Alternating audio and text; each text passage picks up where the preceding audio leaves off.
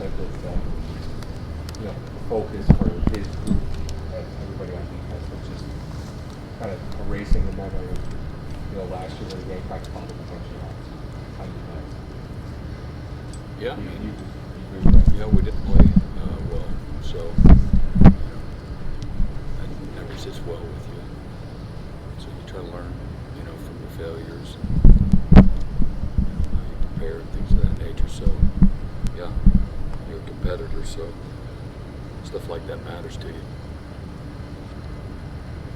Coach, defense seems to really be peaking right now.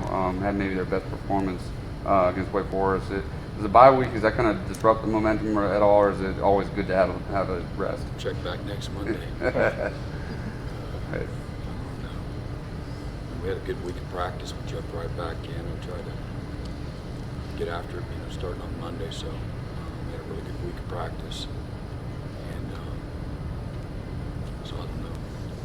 I think if you have an extended, a month layoff, that could potentially make you a little rusty. But we're in pretty good shape right now. Looking back to that game last year, was it kind of a catalyst in turning things for?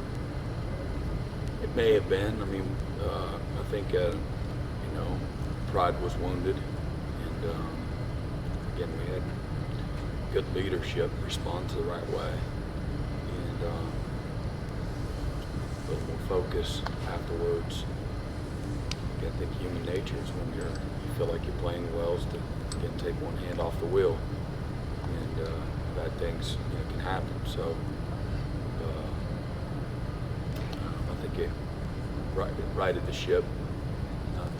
That particular week we didn't play well, but that was humbling for that group. And again, having a group of guys that care a lot about how they perform. You didn't have to say a whole lot. What have you seen from Malinsky on film? I guess some of his strengths and weaknesses. Yeah, I mean, strength-wise, to have the kind of success he's having as a freshman is not the norm, and just throws a great ball. Very confident in his arm. Very live, can throw from one sideline, one hash to the out route, come back, go ball. Throws a great deep ball, and just plays with great toughness and a lot of energy, and just a very confident player. Coach Sweeney, you said going into the season you thought this could be the best back seven that he's ever coached. Sure enough, you all had the number one pass defense last week. Was that sort of your outlook on the back seven going into the season? I mean, I always just reserve judgment. We really felt obviously that was where our experience was. We would have a chance to have a good cohesive unit, but they still had to go out and do it. We still had a couple of linebackers that tie into that coverage as well, and that hadn't started a college game yet. So and DK, so there's three guys in the back seven that were starting their first college games this fall. So still a lot of unknowns, but you felt good based on what you saw in the spring and fall camp. But you got to go out and do it, and then you got to do it over a long period of time to really have enough data to kind of say, hey, here's where we're at, comparatively speaking. But there was the most experience there, more than had never had a guy start a college game up front. So at least we had four guys in the back seven. With Feaster, what kind of a running back is he? Obviously saw him a lot. Yeah, he's big and powerful. He's got really good top end speed. Catches the ball really well. Very smart, experienced, savvy, tough. Brings a lot to the table. Assuming Brian Edwards is going to play, how much of a challenge will he be for your secondary? Yeah, he's a terrific player. He's really saved his best football for last, and plays with a great deal of passion and toughness. Very skilled, long, terrific ball skills. Really gets vertical after he catches the football. Very strong through the end of the play. So he makes a lot of tough, competitive plays, and then he's outstanding. After he catches the ball, which again he's a terrific returner as well. Use him on the jet sweeps, runs through a lot of trash. So just a a fabulous player. Tough matchup. You mentioned having enough data to be, feel more certain or confident about guys.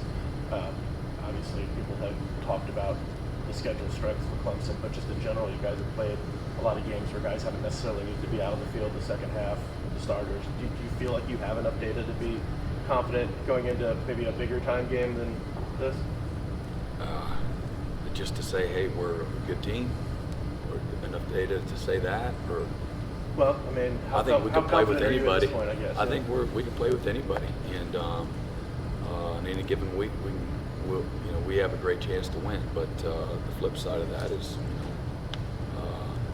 I don't feel like you're so dominant that you don't have to show up. You still got to play the game, and this is a humbling game, and we've seen that week in and week out. Just use last weekend as an example. With 5-5 Arizona State team, should have ran away with it, and but Oregon's got enough playmakers to make it interesting, and but that's just one of many examples of the game in which we both play and coach. And when you're dealing with young people, and again, there's good players everywhere.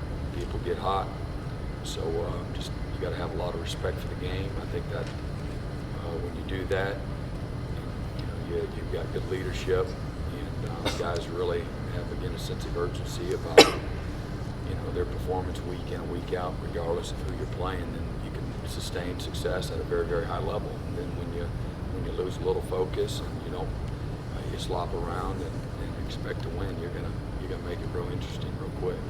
So I think we're a really good football team, one of the better teams in college football. And but because you asked the question, I'm saying that. But this is a game that'll humble you real quick. So. You mentioned watching the Oregon game. Were you able to watch any of the Ohio State Penn State game? Yeah. And what do you think about that defense that Ohio State has? Yeah, I got great defense. Do you enjoy coaching a player like Chase Young? Yeah, he's a great player. They're full of a bunch of great players. So I thought they look good.